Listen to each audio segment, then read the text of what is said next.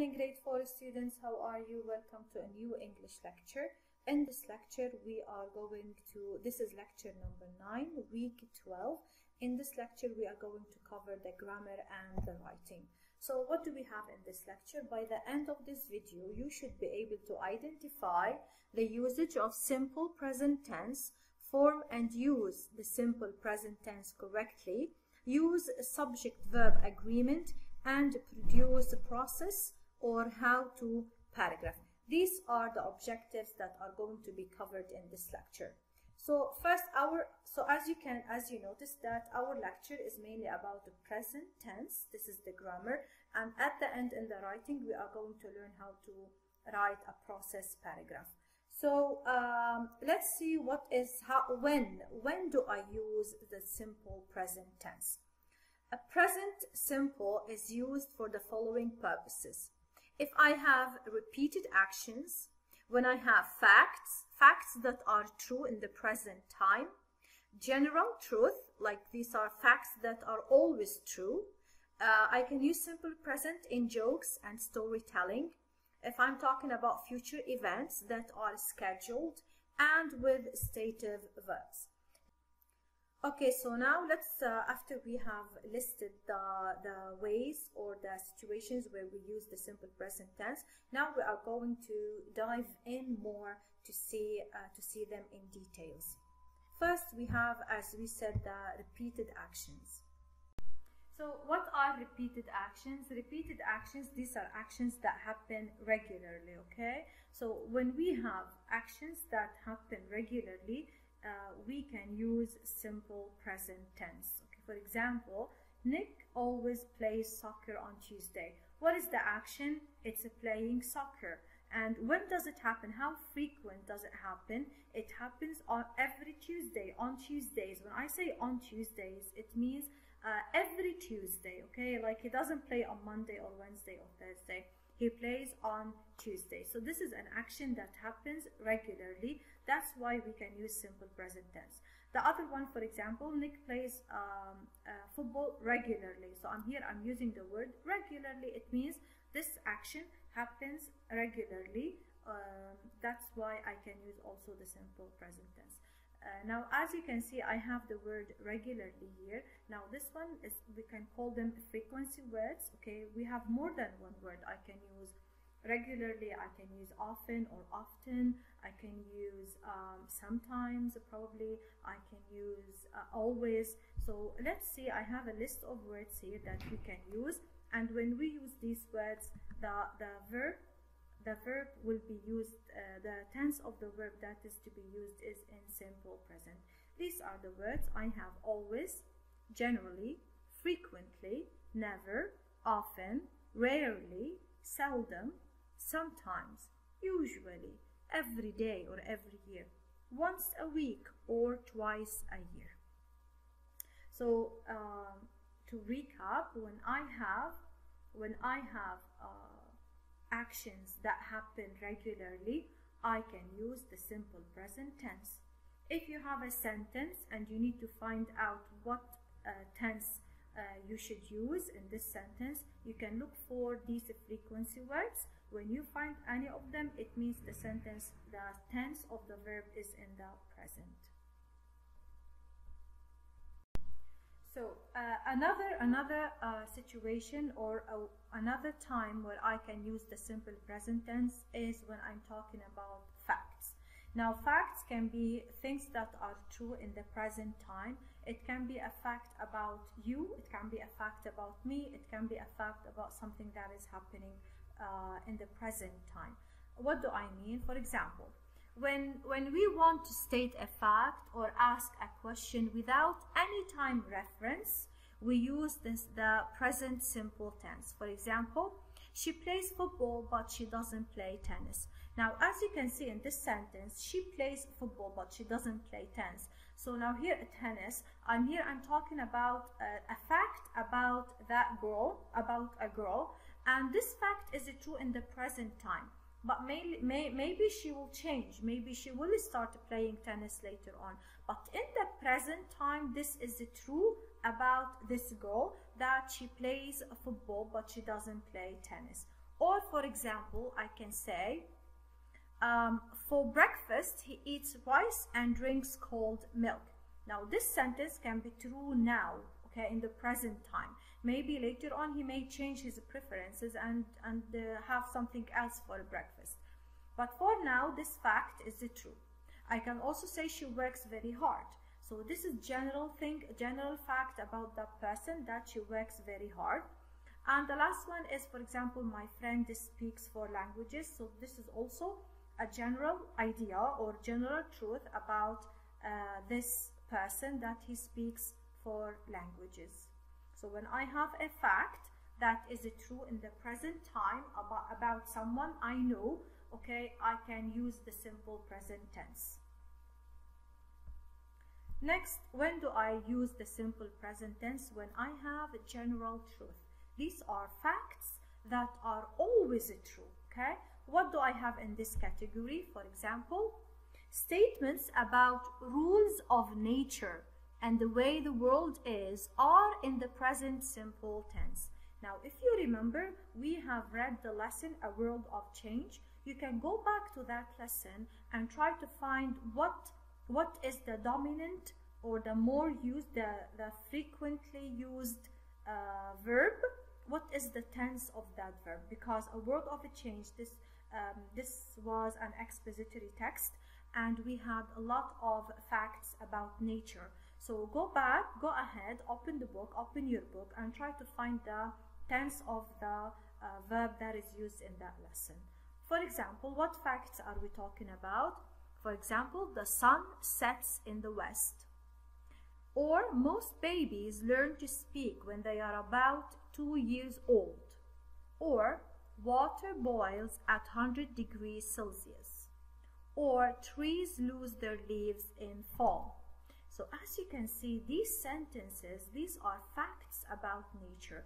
These are always true, okay? So the sun will not set in the east, for example. It rises from the east and sets in the west.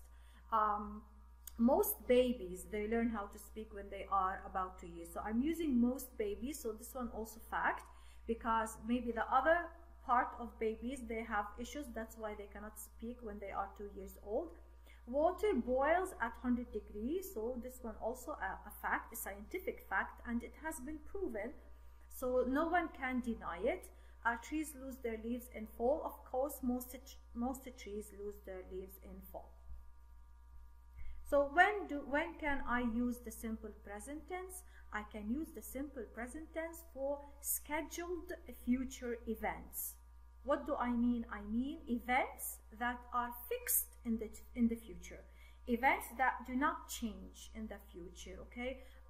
For example, the school starts next week.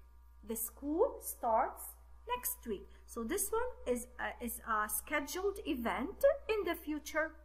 Or the train leaves at 9 p.m. So this is also an example of something that will happen in the future, but it is fixed. Or we fly to Paris next week. All these, the 3 examples here, we are using the simple present tense because I'm talking about a scheduled event in the future that it is fixed and it doesn't change. What about storytelling? When you tell a story, maybe you will start in the past, like, you know, last week this and this happened to me, but then you will start using the present tense. This is an example. I was walking, so as you can see here, I have past. I was walking down the street the other day when suddenly, now here you are telling you a story, so what do you use? Simple present. When suddenly this man comes up to me and tells me he has lost his wallet and asks me to lend him some money.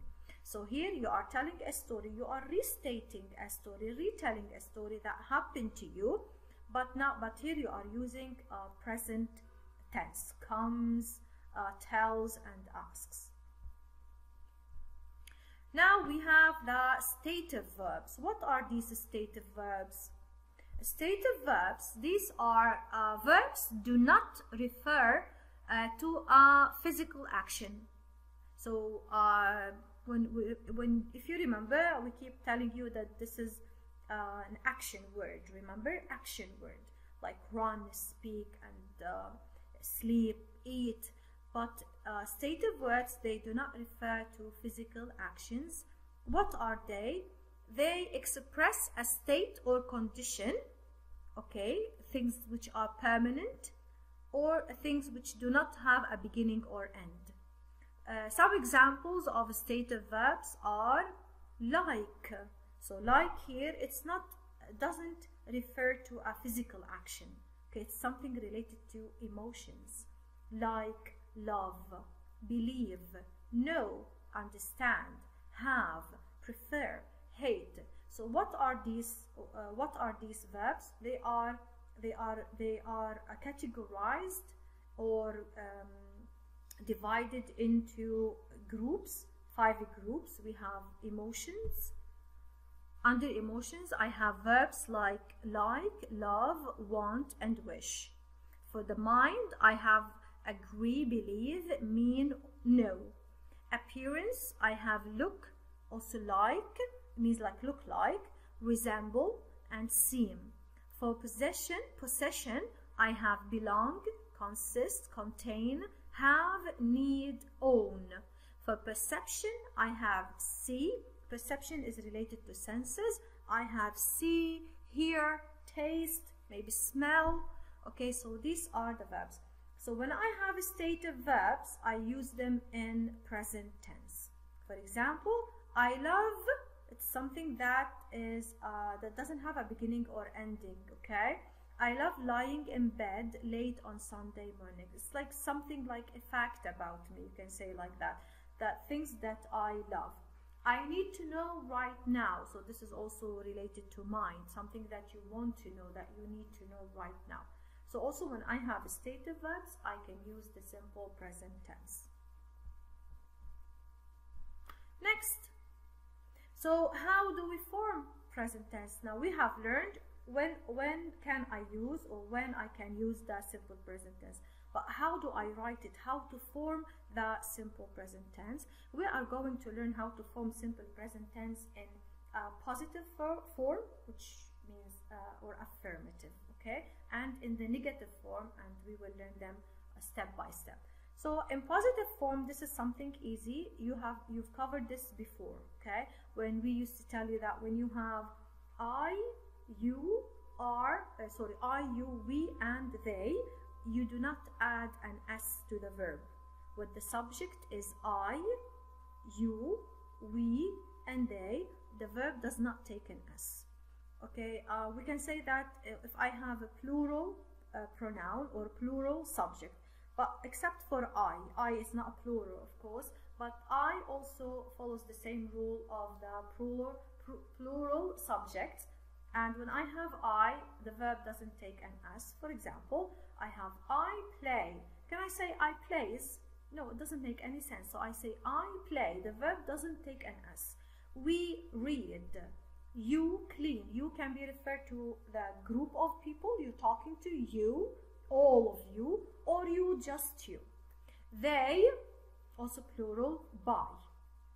When I have a third person pronoun, he, she, or it, the verb takes an S. For example, he speaks, she cooks, it sits. Now, it doesn't have only to be a pronoun. It can be a subject, like rather than saying he speaks, I can say my brother speaks 2 languages, for example. So rather than saying she cooks, I can say my mother cooks. Okay, so it doesn't have to be the pronoun. I'm talking about the subject in general.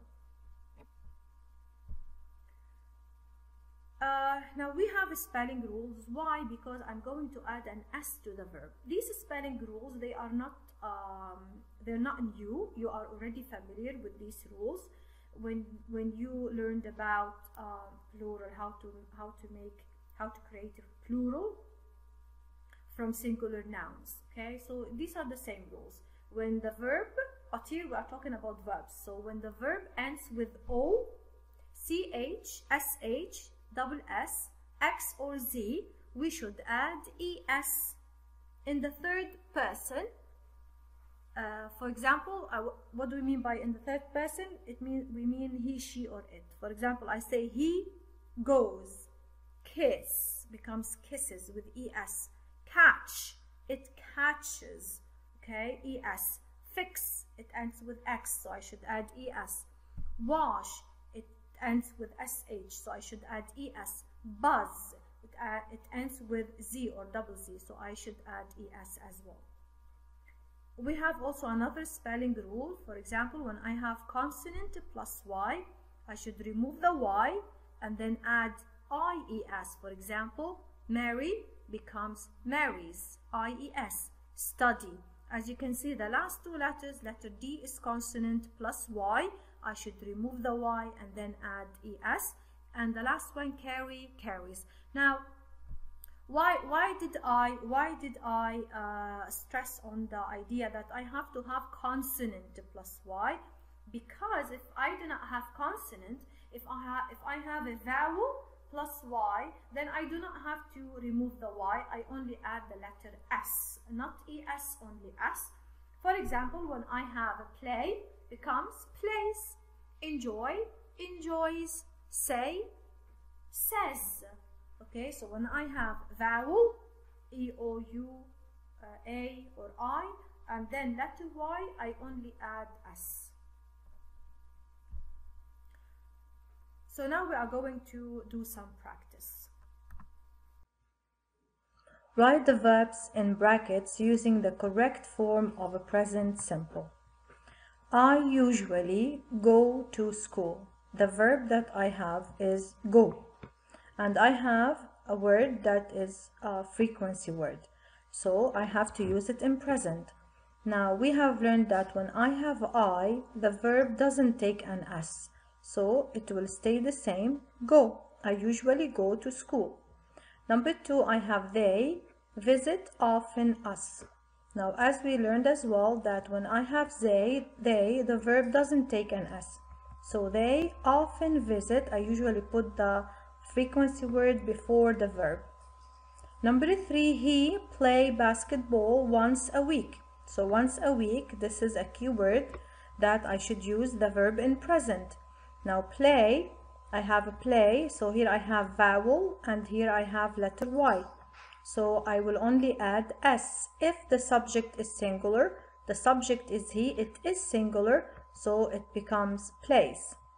Number 4, Tom, the subject is singular, work every day. So here also I have every day. So this is something that happens regularly. So Tom works, only add s. Number 5, he always fix broken items. So I have always, this is frequency word. Here I have fix, it ends with x. And I know that when the verb ends in x, I should add es. So he always fixes broken items. Number 6, she never carried the boxes with me. So carry, I have letter y, so I should look at the letter before. I have r, which is consonant. So here I have consonant plus y.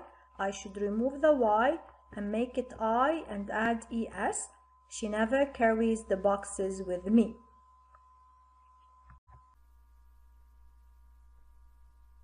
Now, as I told you before, that we are going to learn how to make a simple present tense in the affirmative form or positive form.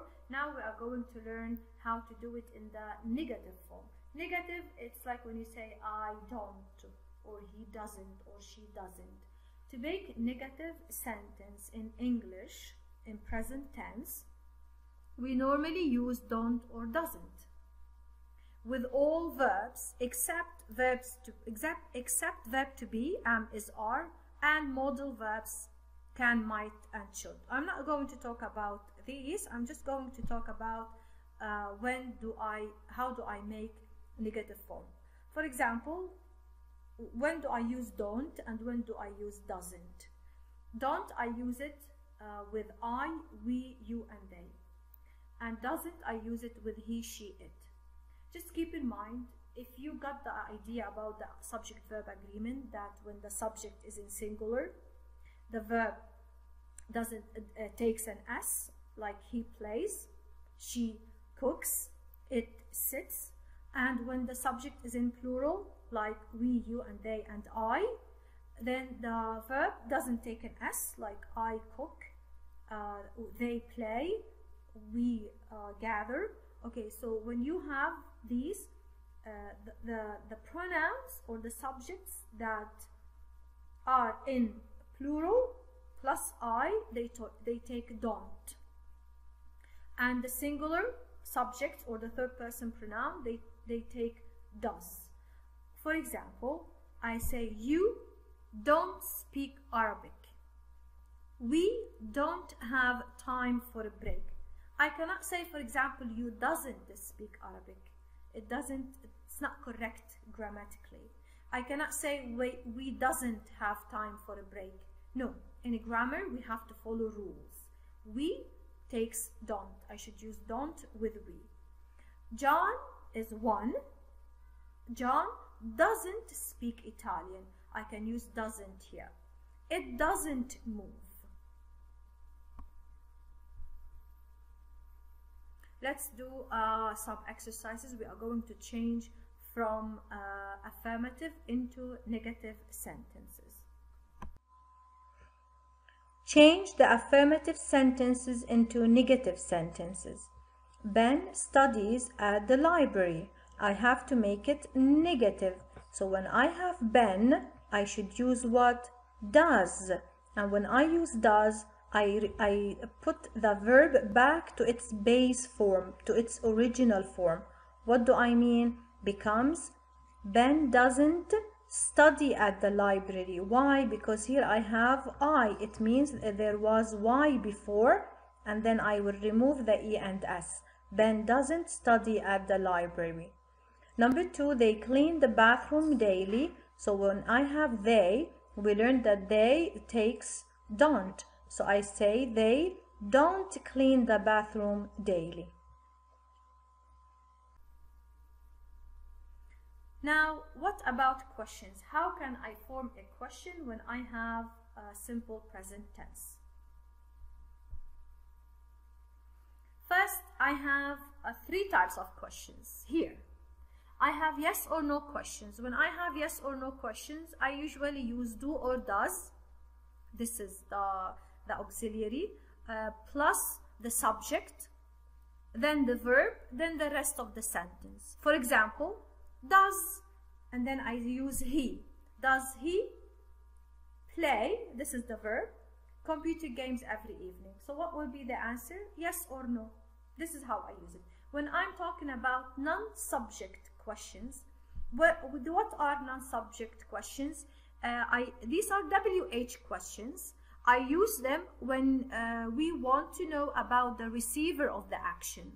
We want to know something about the one who did the action. For example, I use the WH word plus do or does, then the subject, okay, then the verb, then the rest of the word, the rest of the sentence. For example, where, this is WH word.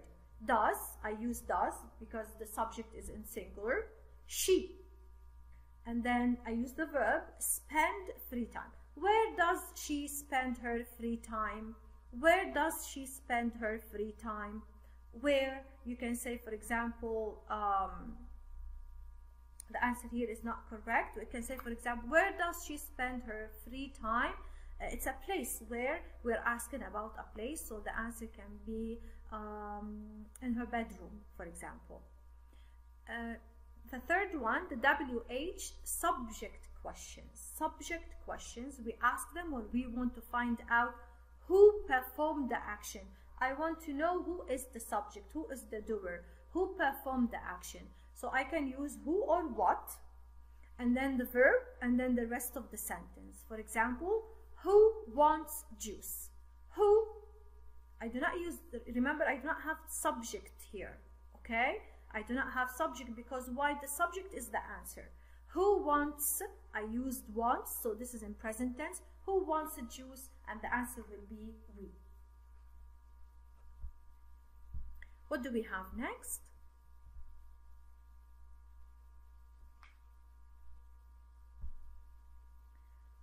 So when I have questions with verb to be, now verb to be, these are am, is, are.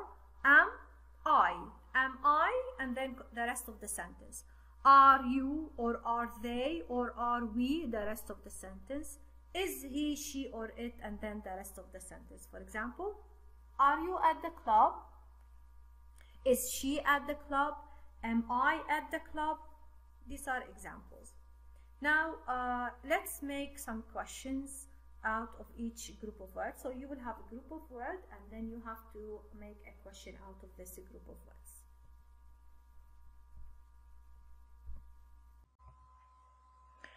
Make a question out of each group of words. I have you speak English. So what do I have to do? I have to use the auxiliary word do in the beginning, and then I put the subject, and then the verb, and then the rest of the sentence, and then question mark. So it becomes, do you speak English? Number 2, when he go home. So how can I make it as a question?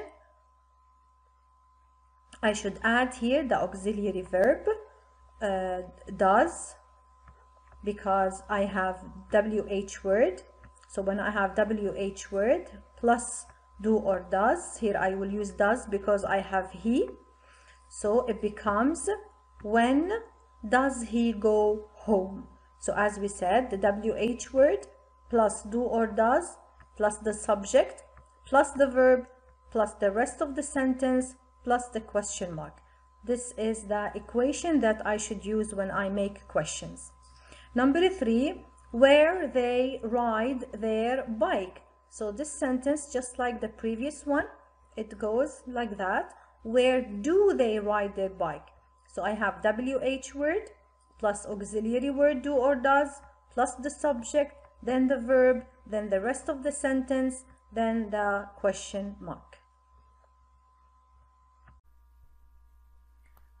That's it. We have finished our grammar lesson. I hope you enjoyed it. It's not complicated. Actually, it's really easy. It's something you use in your daily conversation, except you did not know that you are following grammatical rules. So you do not have to panic about it. Okay, when you start practicing, you will find that you've been doing this your whole time. It's not something in you. So it's just like we are highlighting the rules of these sentences. Okay, now we are going to move to the writing. In the writing, it's also easy. It's not new. How to paragraph. You have studied this before, right? How to write a process paragraph. What do I mean by process paragraph? Let's find out. A process paragraph describes the steps necessary to perform a process or task. So just think of a process or a task you have to do, and if you're going to explain to someone this process, what are you going to do? You're going to choose steps, like step 1 we do this and this, step 2 we do this and that. So this is the process paragraph. That's what it's all about.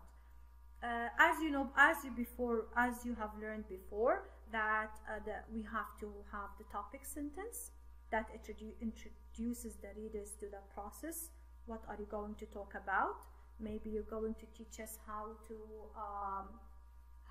plant a cactus, maybe, or how to take care of a cactus plant.